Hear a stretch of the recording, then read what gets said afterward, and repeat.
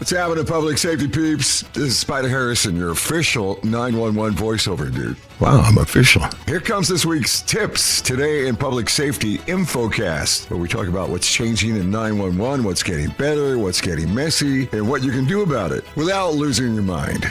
Today, Fletch is joined by Director Kari Morrissey of Anoka County 911 in Minnesota for a conversation that gets practical, fast. We're talking ASAP Direct Connect, what it really looks like to implement, and why the move to AWS GovCloud and modern connectivity matters. You'll also learn how this digital integration not only implements faster, but how it's shaving minutes off each alarm call for service. That's time banked up for real emergencies. Have you ever thought, why are alarm calls so difficult to handle? They should be the easy ones. Then this episode is for you. All right, let's get into it. Now here's Fletch. Hey, this is Fletch. I'm a NINA certified ENP. Welcome back once again to our special series on digital alarm processing and the ASAP automated alarm protocol.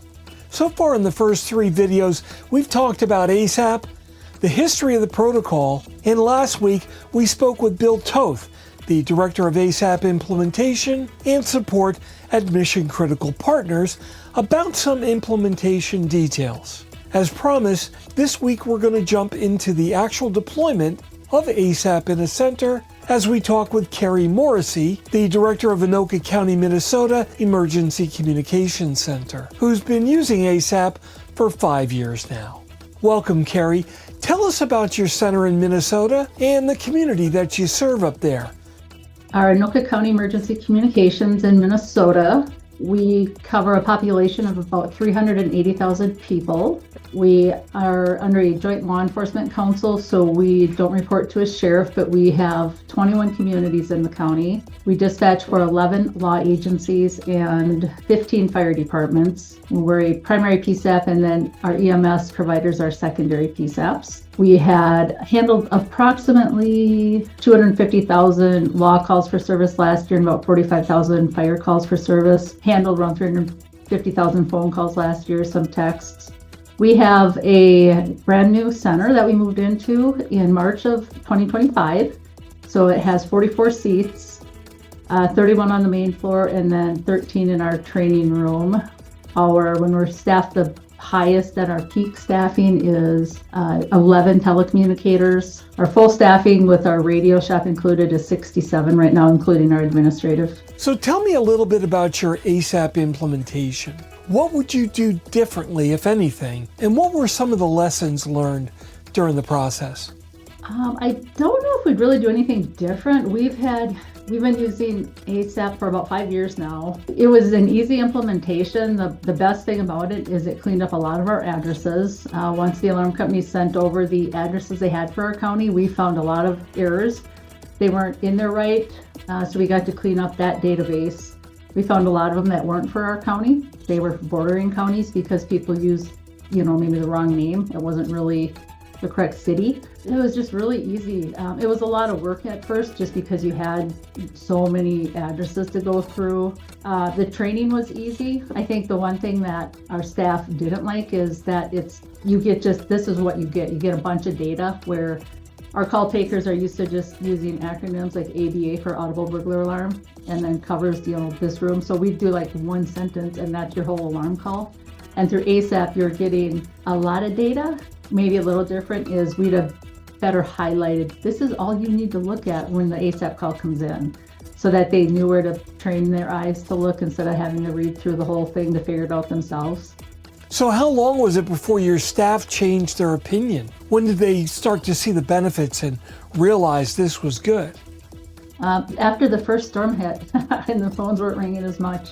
Because I think anyone that has ASAP knows that when you get any kind of storm, an ice storm, a windstorm, a thunderstorm, snowstorm that brings down power lines, you get a lot of alarm calls, but you get a lot of true emergencies too. And alarms you answer last. You have to answer your 911 lines first. And if you can have those coming in through ASAP, you can dispatch your priority calls first because you're not having to answer, and also you don't have to answer those calls. They were like, oh, that was kind of nice not answering that chunk of calls because they just came into queue. So let's talk about false alarms. With false alarms and the ability for the alarm company to automatically cancel them, you've got the opportunity to clear the call early. Did that give you any improvement in resource allocation? Yeah, and a nice thing too with that is with ASAP, you don't even have to do it with a phone call. So we can get a notice to cancel, or even if it is still a call, key holders en route and they're in a white Chevy truck. The comment just pops up on the call and we get a dashboard notification. We look, so it's all done automatically. There's no phone calls involved. So yeah, we can cancel, we can get key holder notification. We can ask for an update on a call. So it's making everything so much more efficient, taking out those extra phone calls. It's saving so many minutes overall over the whole process. So it's so efficient, everything. And just the way the alarms are graded too, it's cutting out those alarm calls we shouldn't even get. So let's go back to the install and talk about collaboration. What role did MCP play in that whole process? What did that look like? We had Bill Hodegard. He was like the interim for us, so he was contracted to work with us, and he was wonderful. He helped basically walk us through everything and what we needed to do on our side. He gave us all the authorization letters that we basically signed with each alarm company and how we made that connection. And then we worked with the state because when we signed up, we had to go through the state switch with Minnesota to get the security, the CGIS connection. He helped us walk through it. It was seamless for us because someone else had done it first, but Bill was such a great help for us. Anytime we had a question, he was there for us. He helped clarify some addressing things we couldn't get quite figured out between either the alarm company or us. It made it so easy because we always had someone there helping us along the way and answering any question we had. What about your staff retraining? Was that difficult? We sent screenshots and said, it's gonna look like this. And I laughed because some of the feedback was, but alarm calls are the easiest ones to train new people to take. I'm like, well, we're still gonna get some, but why would you not wanna handle less calls? Our goal is to give you guys less phone calls to answer, so you have more time between calls and more breaks and a little breathing room. You want to answer less calls. Trust us, this is a good thing. So, Kari, I'm sure in your long career, you've done a lot of different technology projects. How would you rate the ASAP project? Easier, harder, about the same? That was one of the easiest. And just last week, or I think it was last week, I did a technology presentation on what we're doing here at Anoka County.